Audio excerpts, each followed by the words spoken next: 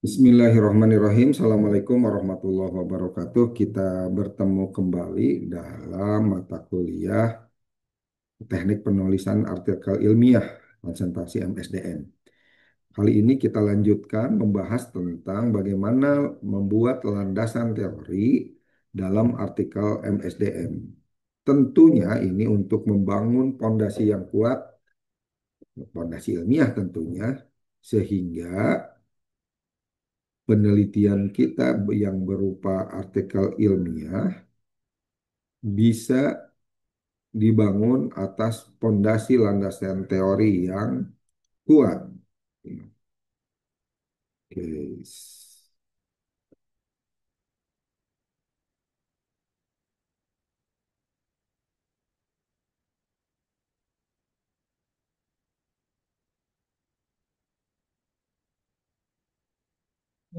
Ya, bicara tentang landasan teori, tentunya kita pahami bahwa dengan landasan teori yang kuat, diharapkan bahwa pembaca bisa mengerti dan memahami bagaimana landasan teori menguatkan penelitian ini. Selanjutnya juga si peneliti bisa mengidentifikasi teori-teori kunci dalam bidang manajemen sumber daya manusia. Selain itu, dengan pembelajaran kali ini kita bisa atau mampu menjelaskan apa saja hubungan teori dengan penelitian yang disusun. Ya, terus menyusun kerangka teoritis yang sistematis, lalu mengembangkan model konseptual yang kuat, dan menerapkan prinsip-prinsip penyusunan landasan teori. Dan diakhiri dengan menulis landasan teori sesuai standar akademis. Nah, diskusi kita yang pertama menyangkut tentang mengapa landasan teori itu sangat penting dalam sebuah artikel ilmiah. Landasan teori ini merupakan fondasi yang mendukung kerangka pemikiran dan analisis. Selain itu, bisa menunjukkan penelitian berdasarkan konsep-konsep yang teruji dan akademis. Lalu juga meningkatkan kredibilitas dan validitas hasil penelitian itu sendiri dan menjadi alat identifikasi teori kunci yang relevan. Selain itu, dengan landasan teori bisa menghubungkan penelitian dengan beberapa studi terdahulu, serta memperkuat argumen dan justifikasi penelitian yang ada. Kita mulai dengan pembahasan definisi dan peran landasan teori, yang bukan hanya sekadar kumpulan teori-teori yang disesuaikan dengan pokok-pokok pembahasan penelitian kita. Di sini Creswell menyebutkan bahwa peran landasan teori itu menyangkut tentang kerangka konseptual yang di dalamnya ada teori, ada konsep, dan beberapa prinsip yang relevan. Peran utamanya adalah apa? Sebagai dasar ilmiah yang kokoh, yang memandu analisis dan interpretasi dari data-data yang terkumpulkan. Lalu juga mengidentifikasi variabel dan hubungannya, mengembangkan hipotesis atau dugaan sementara, juga memiliki kontribusi bagi perkembangan ilmu pengetahuan di masa yang akan datang. Oke. Ada beberapa teori-teori kunci MSDM ini sebagai contoh saja. Nah, di sini kita ungkapkan sebagai fondasi pemikiran manajemen sumber daya manusia modern. Pada umumnya ada 4 kategori ya berkaitan dengan artikel ilmiah bidang MSDM, yang pendekatannya pendekatan motivasi, pendekatan kepemimpinan, atau teori pembelajaran, atau juga meneliti tentang konflik. Teori konflik ini berkaitan dengan negosiasi win-win solution ataupun manajemen konflik. Lalu teori motivasi, ya, Maslow ini sebagai ahlinya, yang menunjukkan bagaimana hierarki kebutuhan mempengaruhi setiap analisis sumber daya manusia yang ada. Dan Hesberg meneliti tentang dua faktor dalam pilihan sumber daya manusia yang berhubungan dengan bagaimana mereka memiliki motivasi. Dalam teori kepemimpinan ada BAS yang merupakan pembahasan tentang kepemimpinan transformasional. Teori pembelajaran kita akan bahas tentang organisasi pembelajaran yang dicetuskan oleh Argyris dan Skor. Ya. Teori motivasi ini merupakan dasar yang pertama ya, dasar perilaku organisasi.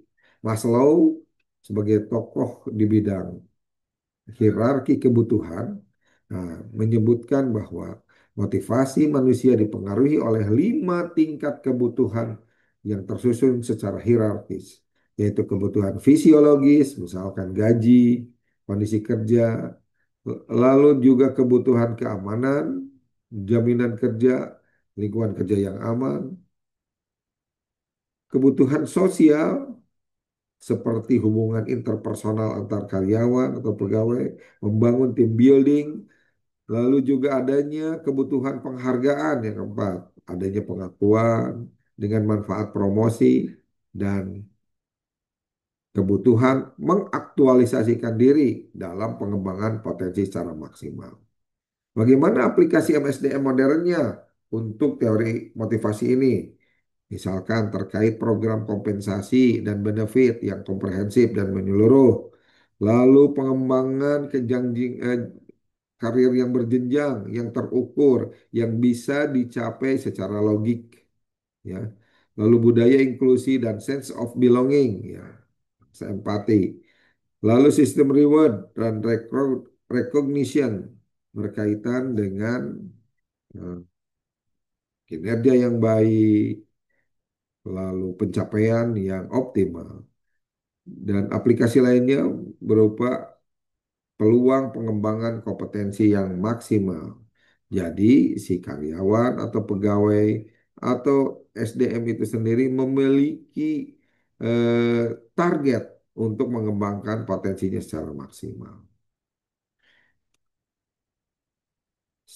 Selain hierarki kebutuhan, ada juga tadi teori tentang dua faktor Herzberg yang di dalamnya membagi kepuasan kerja menjadi dua, yaitu kepuasan kerja yang didukung oleh faktor higienis, yaitu penyebab ketidakpuasan, ada gaji, kondisi kerja, dan kebijakan, atau juga faktor motivator yang menyebabkan kepuasan seperti prestasi, pengakuan, dan tanggung jawab.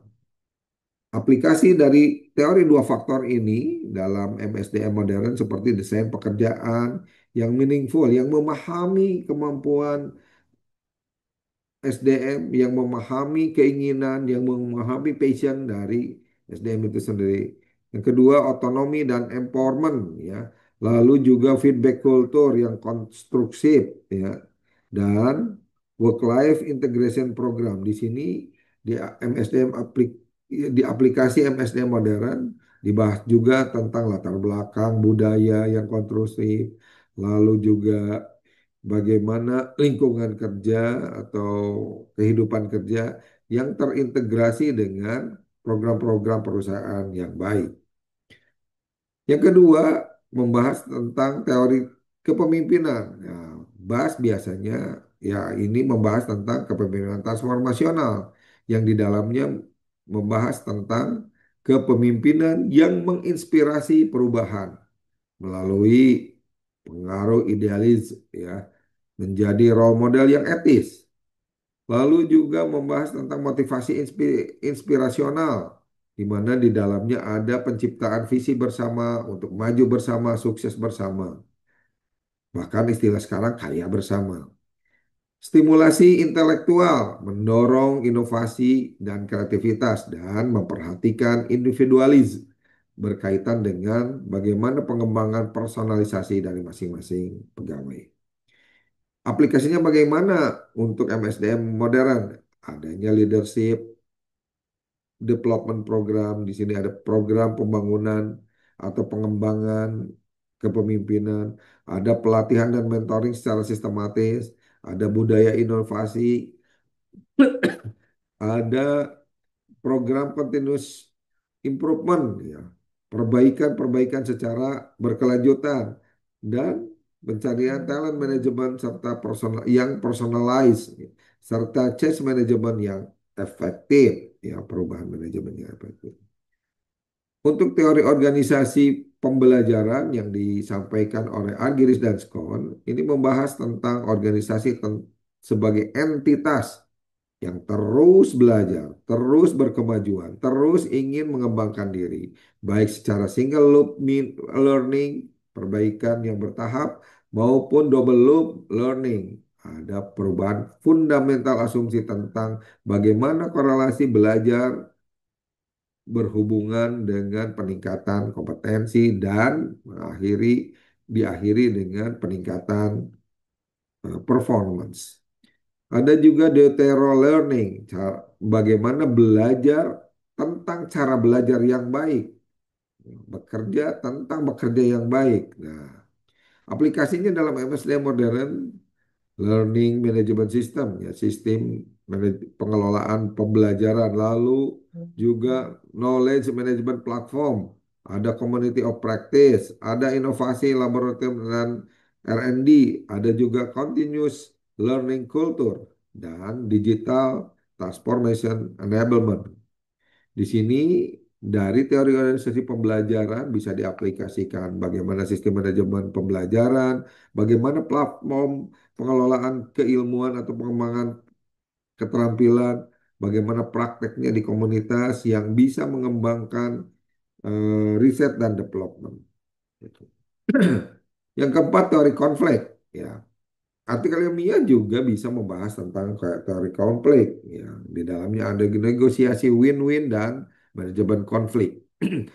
Negosiasi win-win bisa dipersepsikan sebagai kolaborasi untuk mencari solusi yang saling menguntungkan masing-masing pihak. Sementara manajemen konflik yang konstruktif, ya, ini sebagai sumber inovasi dalam memastikan masalah menjadi nilai penyemangat dalam bekerja. Masalah menjadi daya juang peningkatan kinerja itu sendiri. Aplikasinya seperti konflik resolution training, mediation, and facilitation services, lalu diversity and inclusion program, lalu cross functional kolaborasi, ada juga tentang inovasi melalui healthy debate dan psychological safety di workplace. Selanjutnya kita lihat hubungan teori dan penelitian yang dipahami sebagai simbiosis mutualisme akadik, akademik, di mana teori mempengaruhi hasil penelitian dan penelitian juga didasari dan mempengaruhi teori itu sendiri. Bisa merupakan panduan formulasi masalah dan dapat mengidentifikasi variabel-variabel penelitian sehingga dapat mengembangkan hipotesis. Dalam hal penelitian ini mempengaruhi teori, ini didapat dari pengujian validitas teori dan pengembangan teori-teori baru serta modifikasi dari berbagai teori yang sudah ada. Contohnya teori kepemimpinan transformasional yang mempengaruhi penelitian terhadap kinerja itu sendiri. Lalu selanjutnya kita membahas tentang penyusunan kerangka teoritis yang merupakan peta jalan penelitian kita.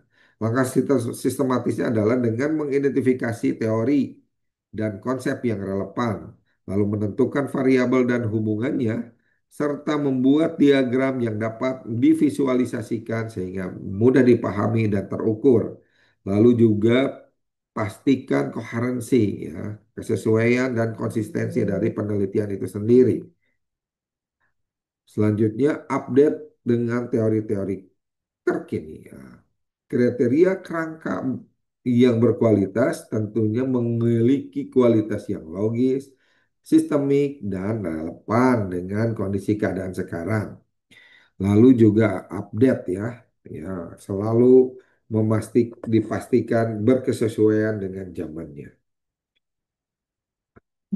Dalam integrasi teori dan penelitian terdahulu, ini memiliki potensi untuk memastikan kualitas dari penelitian itu sendiri dengan melakukan telaah literatur dan penelitian yang relevan, menganalisis kritis kekuatan dan kelemahan dari teori yang ada, lalu menggabungkan temuan empiris ke kerangka teori dan mengidentifikasi gap atau celah penelitian sehingga didapatkan manfaat untuk memperkuat validitas dan reliabilitas, memberi bukti bahwa empiris mempunyai korelasi terhadap teori-teori yang ada serta berkontribusi pada pengembangan teori tersebut. Selanjutnya model konseptual penelitian MSDM yang memvisualisasikan hubungan teoritis bagi masing-masing variabel. Apa yang dimaksud dengan konseptual atau model konseptual? Ini merepresentasikan tentang visualisasi hubungan antar variabel. Jadi digambarkan berdasarkan landasan teori dan penelitian terdahulu.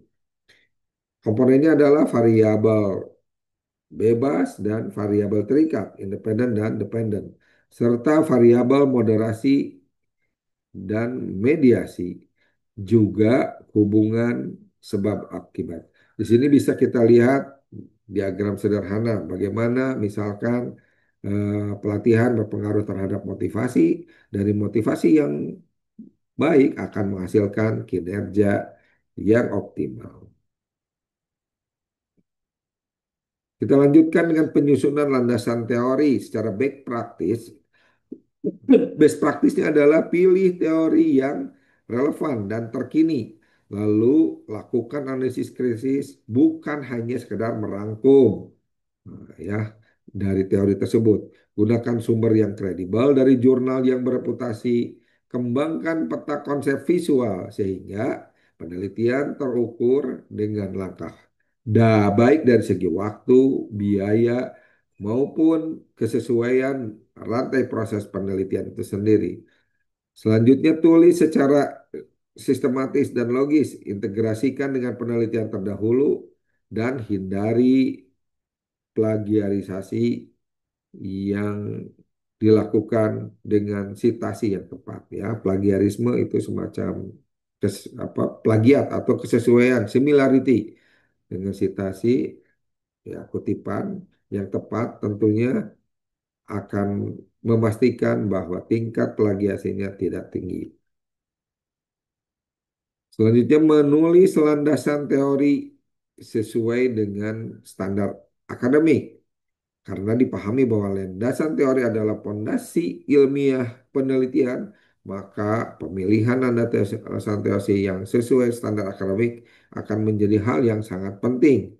Pertama, pilih teori yang relevan dan terkini tentunya, lalu kembangkan kerangka teoritis yang sistematis, integrasikan antara teori dan penelitian terdahulu, sehingga maknanya bisa kita dalami dan menjadi koreksian jika ada hal-hal baru yang muncul dalam penelitian. Buat model konseptual sebagai panduan visual dan tulis dengan analisis kritis serta standar akademik yang terkini. Lalu lanjutkan dengan identifikasi 3 sampai 4 teori kunci relevan dari topik yang menjadi penelitian kita. Buat peta konsep hubungan antar variabelnya. Kumpulkan minimal 10 sampai 15 jurnal terkini yang mendukung sehingga pemahaman atas variabel yang kita teliti tidak hanya didukung oleh buku-buku yang ada tetapi jadi hasil-hasil penelitian terdahulu. Lalu bangun kerangka teoritis draft pertama dan diskusikan dengan dasar pembimbing maupun teman sejawat yang menjadi teman diskusi Anda. Secara umum ada beberapa kesalahan dan kita lihat solusinya bagaimana. Jangan sampai kita terjebak dalam kesalahan ini. Misalkan kita menyertakan teori yang tidak relevan dari variabel yang ditetapkan. Makanya pilih teori yang spesifik. Misalkan Tadi berkaitan dengan eh, pelatihan, teori-teori pelatihan tentunya menjadi teori-teori dasar yang mendukung penelitian ini, yang dilanjutkan dengan teori-teori motivasi jika membuat kerangka semacam tadi. Lalu jangan sampai hanya deskriptif saja karena maknanya menjadi kaku sehingga harus ada analisis kritis dan integratif yang bisa didapatkan dari celah yang diketahui, ya, celah penelitian yang diketahui, baik berdasarkan waktu atau berdasarkan kesesuaian apa namanya lokus yang ada. Jangan mengambil sumber yang usang, yang sudah lama, yang mungkin sudah tidak terpakai lagi di saat sekarang. Gunakan literatur terbaru, maksimal 5 tahunan, sehingga literaturnya bisa dipahami sebagai literatur yang implementatif sesuai dengan zamannya. Nah, jangan sampai tidak ada kerangka yang jelas. Oleh karena itu, buatlah diagram konseptual sehingga penelitian tertuntun, ya, atau sesuaian dengan track record penelitiannya. Pastikan plagiarisme rendah, ya, biasanya maksimal 20% dengan melakukan parafrase terhadap kalimat-kalimat atau kata-kata pengulangan yang dikutip dengan citasi yang tepat. Demikian pembelajaran kita kali ini. Ya, mudah-mudahan Anda bisa menentukan teori mana yang paling relevan untuk penelitian Anda selanjutnya. Demikian pembelajaran kita kali ini tentang landasan teori dalam artikel MSDM. Semoga bermanfaat. Sampai jumpa dalam pertemuan kita selanjutnya. Assalamualaikum warahmatullahi wabarakatuh.